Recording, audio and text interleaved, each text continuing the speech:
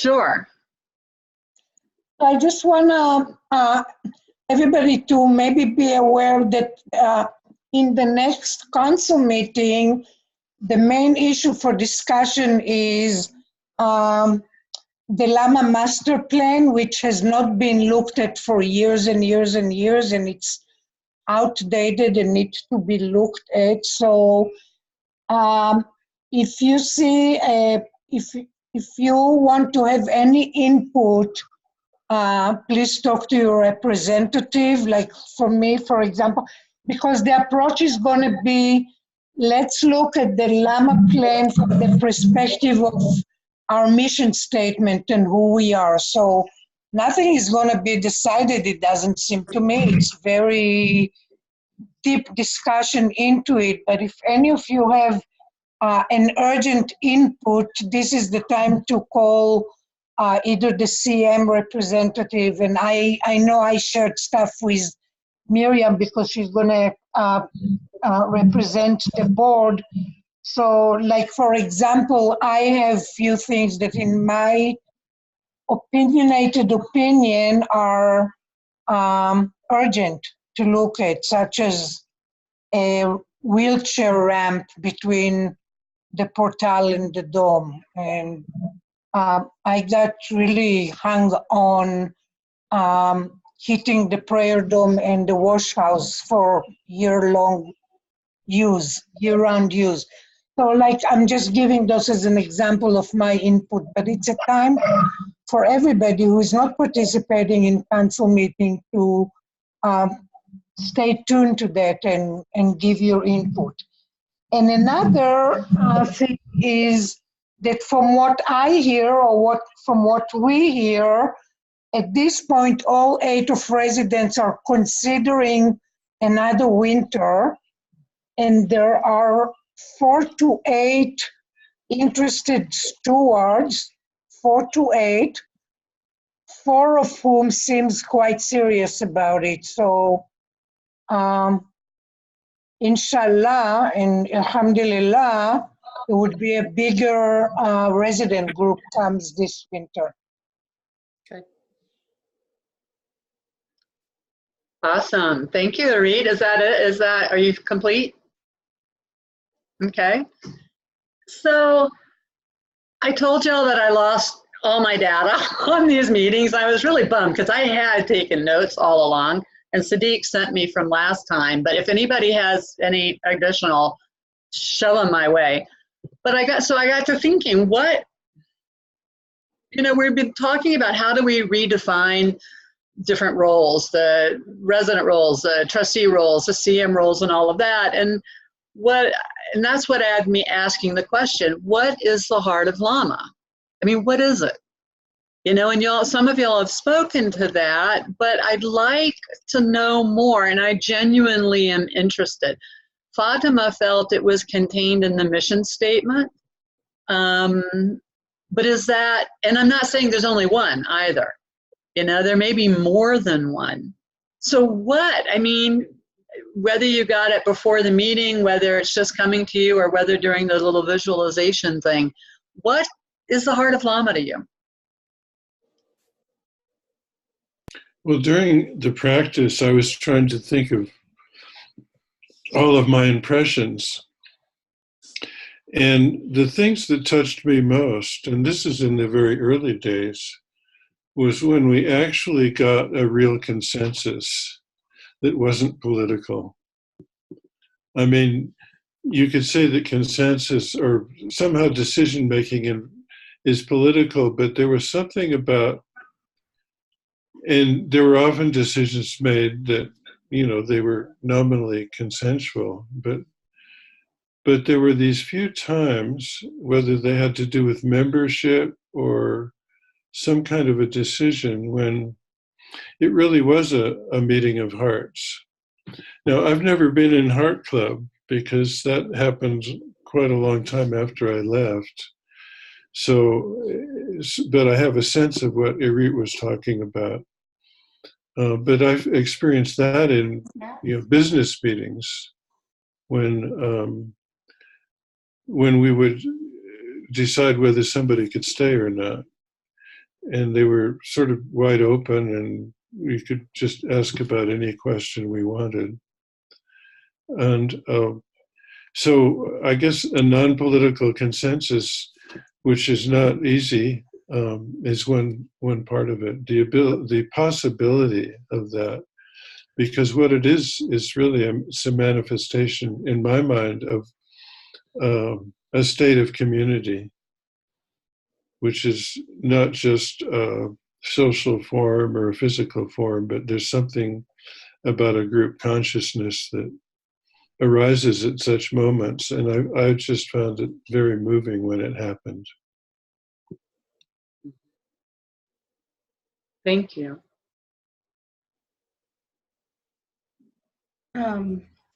Yeah, that's a piece of what I was feeling when we were doing the practice. I just had a lot of flashes and visions that came up for me, and they were around, mostly they were around being in circle and doing practice together, and how deep the connection was, and how deeply we were connected to the land as well as to each other. And for me, that's an essential part of the Heart of Lama, is being connected deeply to the land, at the same time doing deep spiritual practice together. And that includes consensus. It definitely includes circles, whether it's tuning or it's consensus circles, heart club, all of those really deep listening circles, and going really deep. And also, I just kept flashing on the connection to the land itself, and to the moon and the everything, and how being there was so, for me, such a deep connection to the rhythms of the land and the seasons, and the circle, the in-breath and the out-breath, between breathing out and welcoming everyone to come in the summer, and what that felt like serving. It was all about, for me, it was all about seva, selfless service. And then in the winter, the in-breath, which is, again, it's paralleling the rhythms of nature and on the land. And in the winter, going deeper in my own practice, and with the circle, practices that we did in the winter, where we really had a commitment to going deep together. And so that really is the essence for me of the Heart of Lama. So thank you. Thank you, Mira.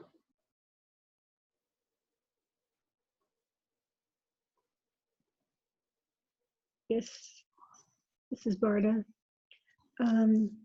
Also, I have one comment about the master plan and one request, but I can save those for the end since we're kind of on this track right now. But I just want to remember those. When I was in Jerusalem, when I first met Nuruddin and Shaida there, and Sidi Sheikh Mohammed, and I was pretty upset with my family, who were very judgmental. I mean, I was, in Israel, and I was living in this Muslim village and taking on Islam and being criticized, to say the least. Sidi Sheikh Mohammed said to me, your family is the family of God. And I didn't think I would cry. I don't think of that very often. But right now, as I say it, it's like I don't have a great relationship with any of my siblings.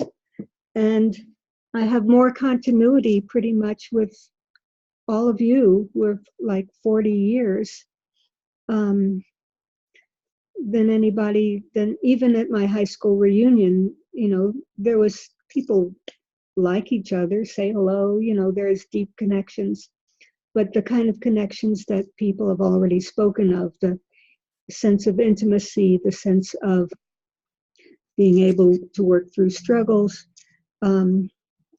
I mean, I could say ditto, to pretty much everything. But the other thing is that there's something about being real, that being on the land, being in community, being in the way the houses were built, um, it just felt so much more like real in the deep, there's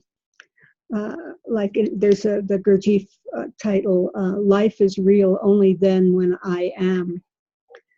And that sense of real and becoming I am is pretty much what has been able to happen, by living in a context where this reality is pretty much the reality for everybody in one way or the other.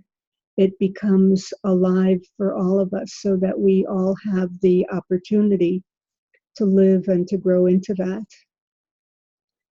And then to become that. I mean, at the time that I lived there, we had this 7-year rule about people, well, you can only be here and then you have to somehow take this transformation out into the world. And I guess that's also always really remained with me, that I had the opportunity in many different ways. I mean, even if it was, making gigantic pots of yogurt or baking bread or whatever, but everything about the existence there and being real, and then being trained, being transformed, being developed so that I could remember to carry that out in the world. And just recently, in terms of Landmark, I'm involved in Landmark, and we were asked what our sacred saying is. And what immediately came to me was love and serve, or love, serve, and remember. It's so implicit. It's such a deep context that it kind of shapes everything in how I live and how I think and how I try to be in the world. And so, it was a transformative vehicle for the development of the soul that could be carried out and continued in, so that we can be that everywhere. So that's it for now. Thank you, Varda.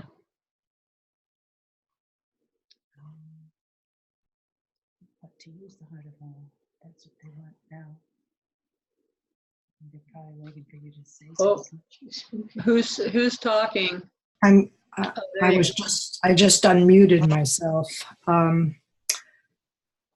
Speaking from my own experience, the Heart of Lama for me was the heart. It's the place where my heart cracked open, you might say, in a way that it hadn't in my life up to that point.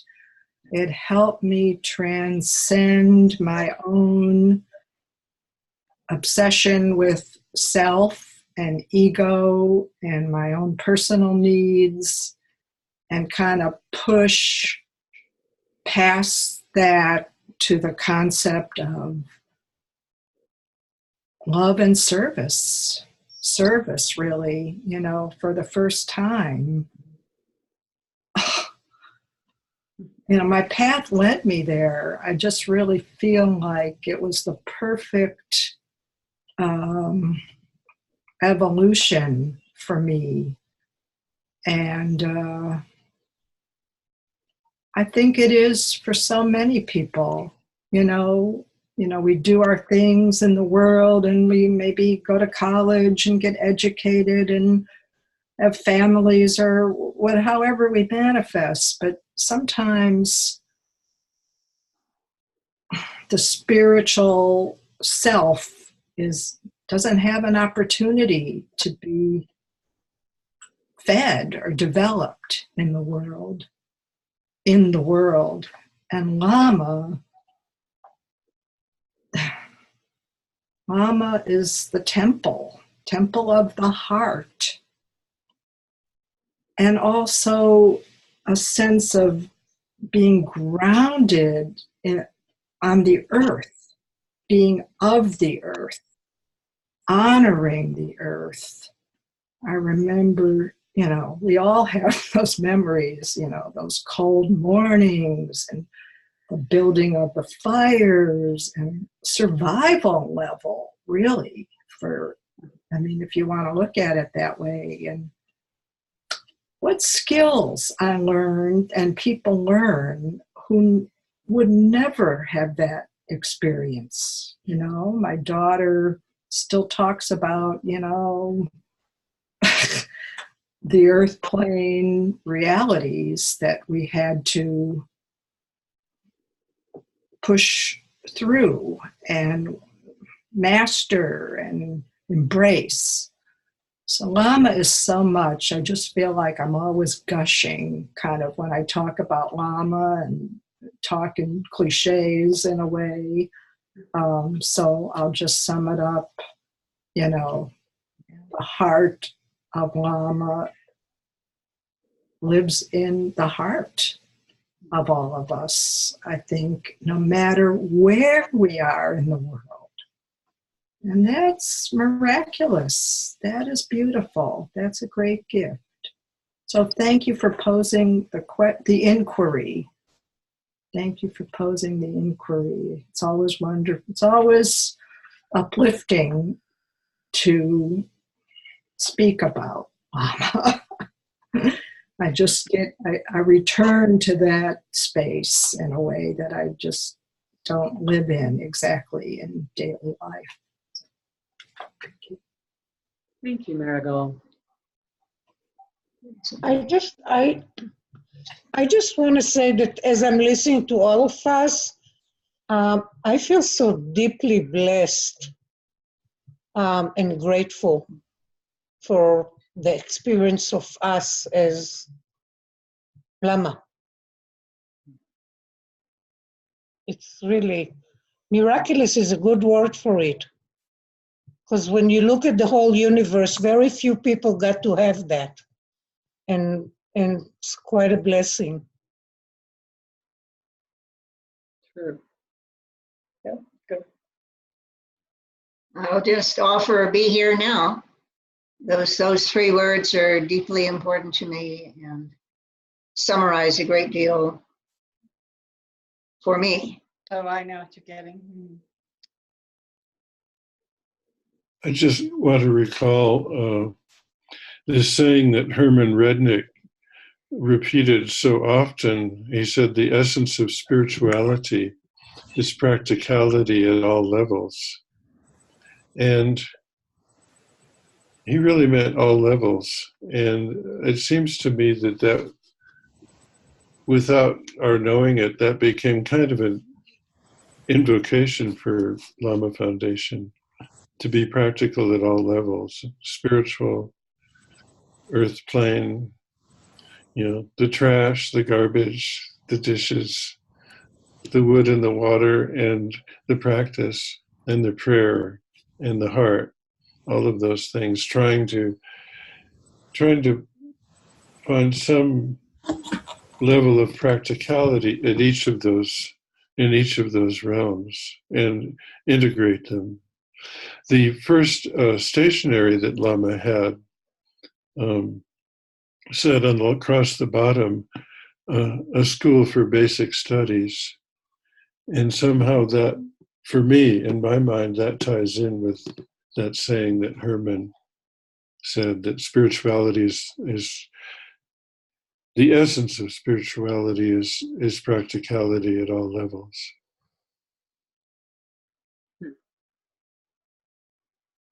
Thank you, Sinead.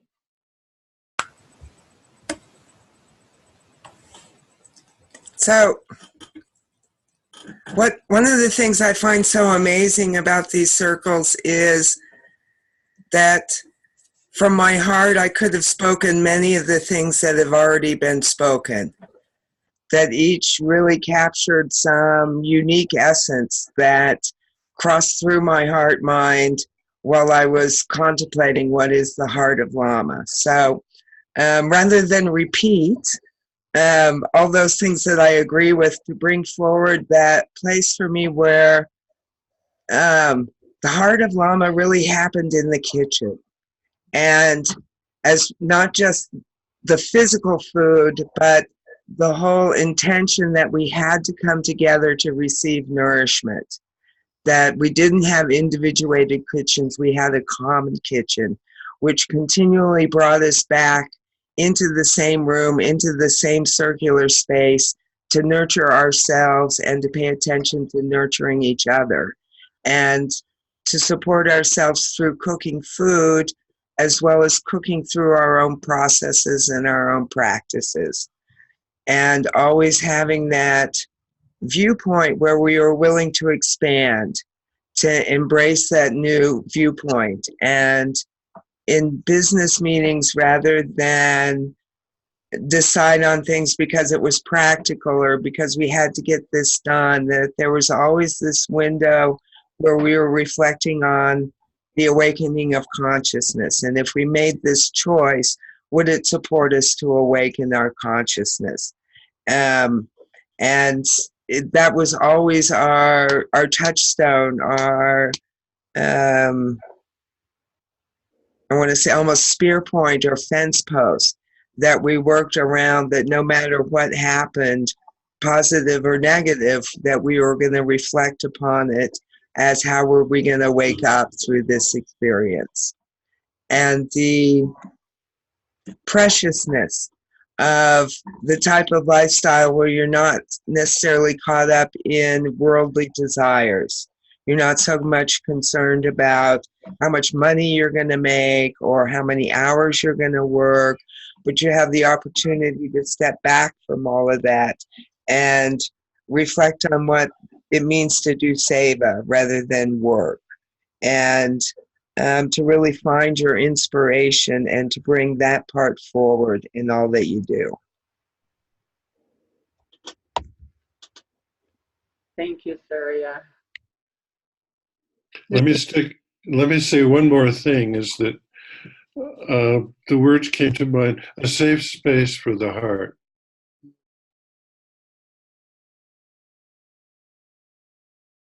I like that. We still have, I think we can go another, or as long as we want. So Nasima and Ray, anything you'd like to share? Unmute us. Yeah. No, yeah, there you go. I think we're unmuted. Okay. Did everybody see my new hat? Where'd you get it? It was, what was it? It was A some contest to maybe go to one of Ram Dass's retreats in Maui, and you just buy something and get entered in, and I got Ray a new hat. A little different from his hooray hat he always has on his head. So I agree with what Surya said, that everything that everybody has said is really right on about the Heart of Lama. And again, not to repeat everything, I think what I would add is that when I got there, it was the first time that I had experienced a fairly large group. To me, it was there was like 20 people there when I first got there. Residents. 20 residents. And before that, there was really just like my parents, brother and sister, my family that were like close. But once I got to Lama, all of those people became family. And it was just amazing how easy it was to care for each other, take care of each other's needs, take care of the land that was helping to take care of us, and do all that without the monetary aspect. You know, we were just doing it to be doing it because we liked doing it. And it was very refreshing and rewarding to be able to be in a family that large and care for everybody so much and know that they were caring for me also. It just really changed my perspective of life in general and how people can interact in a really good way other than what's considered normal out here. So it definitely has always, you know, it's been 40 years since then, and it still is with me. It's definitely had a very strong impact, and I've never experienced that kind of interaction to that depth and degree anywhere else.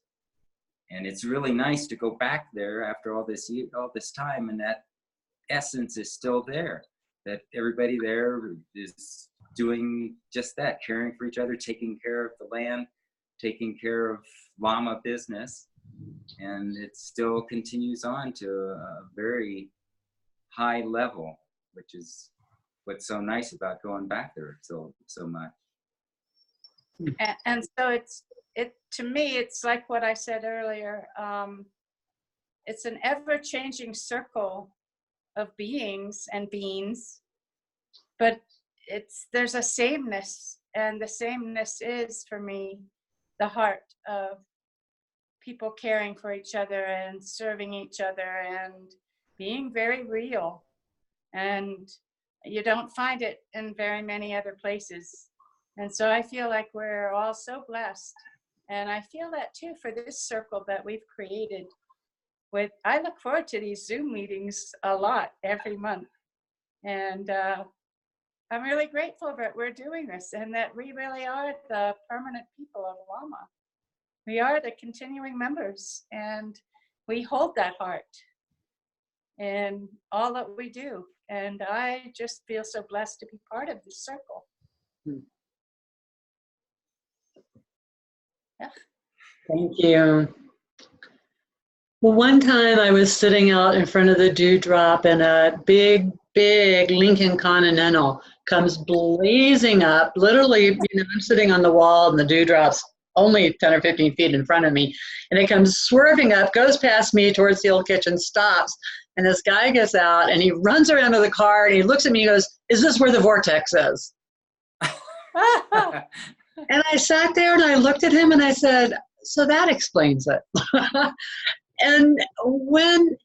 And I was actually very serious in that moment. He was rather taken aback, but I was like, well, that explains it. And when I have tried to feel into that heart of Lama myself, of course, I ditto everything else said. I related deeply to what both Mira and Surya both said, well, all of you. But, sometimes I see it in as if it was this great vortex. And that vortex, is the size of Central. And it's just moving, energetic, dynamic, living. It goes into the earth and it shoots up into the sky and it pulls in, just all of the energies, both of the mountain and of everything on it. But I think the reason I proposed this as a question was I haven't known. I know it's there. I know it's in me. I know I can't, that it's alive and healthy and just there, and I could almost pull it out and feel it, but I couldn't really describe it. And so I was really happy to have people come tonight so that I'm sorry, I'm selfish, so that I could see what you would say, what a group of people would look at as the heart of Lama. And truthfully, I think we're all right. I mean, I think it's all of that. And maybe it's like that guy in a Lincoln Continental, and he really looks straight. I mean, he did not look like a Lama person, but is that the vortex? And I think, well, that's it, part of it too. That there's something that's been created through the heart, through the practice, through the kitchen, through the prayer room, through the dome, that's just this beautiful, moving, very dynamic, very amazingly beautiful, big, bright, shiny thing. For me. So thank you all. I really deeply appreciate you sharing. Did anybody else want to add to it? And then I know somebody's got, are you adding to this or moving topic? Oh, I'll add to it.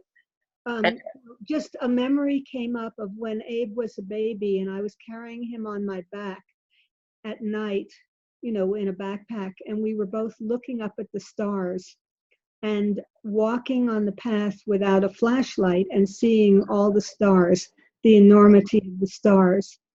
And I can say that I can pretty much walk on every path, mostly without a flashlight.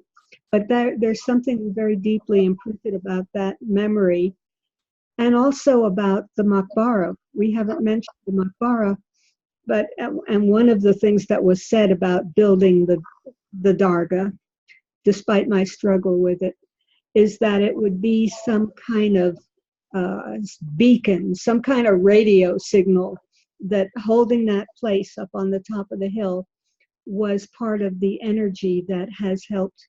I mean, I think that energy was at Lama before, perhaps before Murshid was buried there, and when the Maqbara was there, and God knows whether the intention of that Dargah is fulfilling anything more in terms of bringing that vortex to manifestation or bringing people closer, but that's one thing that's been mentioned. Thank you, Varda. And so before we move on to other business, anybody want to add? Because I'll stop recording when we've all expressed the Heart of Lama. So anyone wants to add? Well, this is a little bit on the intellectual side, but the thing about a vortex as well as a wave is that its pattern persists, even though the material it's composed of is changing constantly. So I think of the members, the residents at Lama changing all the time. There's something about the governance and the spirit that is the same generation to generation. Amen. That's true. Thank you. Anyone else? I'm asking just because I want to stop the recording before we go to business. Nasima. Just want to say that I am also so grateful and blessed to be on the committee toward the new kitchen and the new Heart of Lama. It's so exciting that we are getting so close, and that this time next month we'll be in the heart of that renovation, and that really, the heart of it, right? We will be in the middle of it, and it's so exciting that, again, the Lama heart keeps changing, but still remains the same. Thank you. The Heart of Lama endures. Absolutely. Huh? The heart of the matter. There you go. All right, so I'm going to end the recording. Okay. It's just if anyone actually listens to it. You know, the wedding of Kestrel and Kaya on September 20th.